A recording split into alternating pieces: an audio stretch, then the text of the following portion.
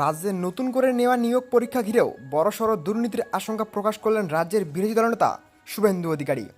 বৃহস্পতিবার তিনি দাবি করেন, এই পরীক্ষায় প্রার্থীদের প্রকৃত যোগ্যতার ভিত্তিতে চাকরি দেওয়া হবে না, বরং নতুন করে বড়সড় কেলেঙ্কারি হতে পারে। শুভেন্দু অধিকারীর বক্তব্যে স্পষ্ট ইঙ্গিত, শিক্ষাক্ষেত্রে পুরনো নিয়োগ দুর্নীতির ছায়া এখনও কাটেনি। তার এই মন্তব্যের পর নিয়োগ প্রক্রিয়াকে কেন্দ্র করে রাজ্যে ফের একবার বড়সড় বিতর্কের মুখে পড়তে পারে বলে আশঙ্কা তৈরি হয়েছে।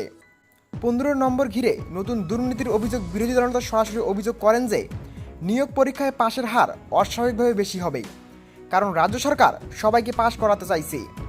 তিনি বলেন, ওরা সবাইকে পাশ করাতে চাইছে, পাশের হার অস্বাভাবিকভাবে বেশি হবে, কারণ ওদের হাতে 15 নম্বর রয়েছে, সেই নম্বরকে ঘিরেই হবে নতুন দুর্নীতি। শুভেন্দু অধিকারীর দাবি, এই দুর্নীতির শিকার হবেন যোগ্য চাকরি প্রার্থীরা।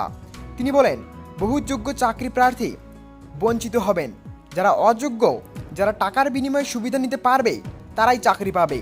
তার এই বিস্ফোরক মন্তব্যে রাজ্যের শিক্ষা নিয়োগ প্রক্রিয়া নিয়ে নতুন করে প্রশ্ন উঠল এবং বিতর্কের তীব্রতা আবারও বাড়ল।